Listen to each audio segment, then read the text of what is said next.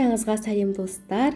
Бүгін сіздермен мамықтай үлпілдеген өте керемет болып шығатын кекс пісіретін боламыз.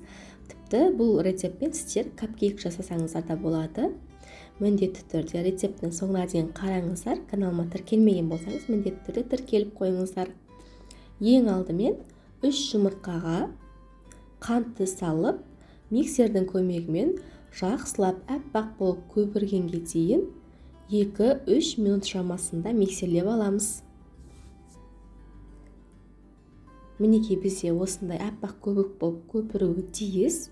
Енді осы жұмыртқаның үстіне ертілген сары майымызды құямыз және де сүтті құямыз. Сүттің температурасы маңызды емес, менде салқын сүт болды. Енді барлығын миксердің жай жылдамдығында бір араластырып аламыз. Содан соң ұнды міндетті түрде 53-тен өткізе отырып қосып аламыз. Барлық заттың мөлшерін төменде описание бөліміне жазып қалдырамын, сол жерден қарасаңыздар болады. Содан соң разрыхителімізді салып, барлығын жақсылап бір араластырып аламыз. Миксердің ең жай жылдамдығында араластырсаңыздар жеткілікті.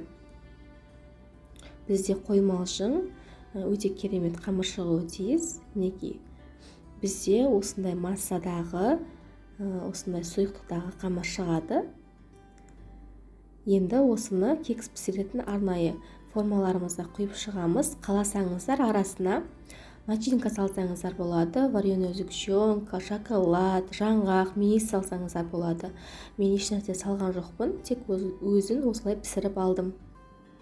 Барлығын құйып алғаннан соң алдын ала қызып тұрған 180 градус пеште 20-30 минут шамасында қызарғанша пісіріп алатын боламыз.